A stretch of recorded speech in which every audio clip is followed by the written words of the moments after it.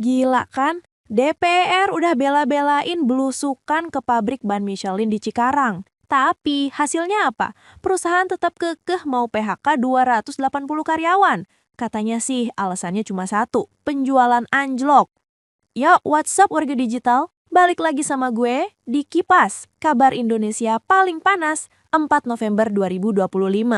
Hari ini, kita nge-spill kabar yang bikin elus dada sekaligus mikir keras soal realita ekonomi di negara kita.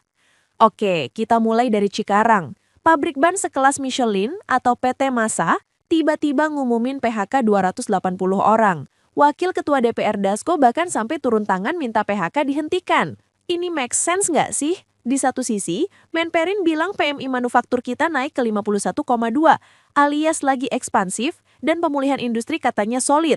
Menkyu Purbaya bahkan klaim kebijakan dana 200 triliunnya sukses balikin ekonomi ke arah positif.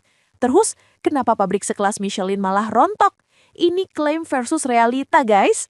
Nah, yang kedua ini lebih nyesek lagi. Kita semua bangga sama program hilirisasi nikel.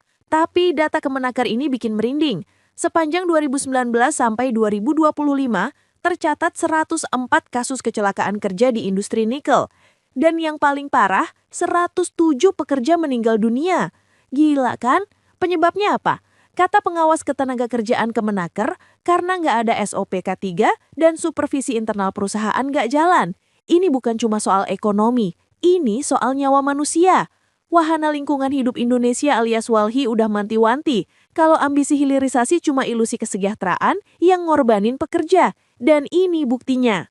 So, let's connect the dots. Kita punya klaim ekonomi positif, PMI naik dan dana triliunan yang sukses. Tapi di lapangan, yang kita lihat adalah PHK massal di pabrik besar dan yang lebih parah, nyawa pekerja di industri prioritas alias nikel melayang karena abainya K3. Ini menunjukkan bahwa pertumbuhan ekonomi yang dibanggakan itu rapuh, atau jangan-jangan hanya dirasakan segelintir sektor. Kita harus skeptis. Apakah pemulihan ini cuma angka di atas kertas, sementara pekerja jadi korban dari efisiensi perusahaan global dan ambisi hilirisasi yang serampangan? Menurut lu mana isu yang paling bikin geram? PHK mendadak atau nyawa yang melayang demi hilirisasi nikel? Spill di kolom komentar.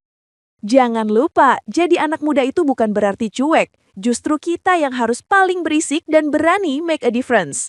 Untuk update setiap harinya, langsung aja follow Kipas News dan subscribe channel kita di YouTube ya. Gua cabut dulu. Stay aware, stay critical. Peace out!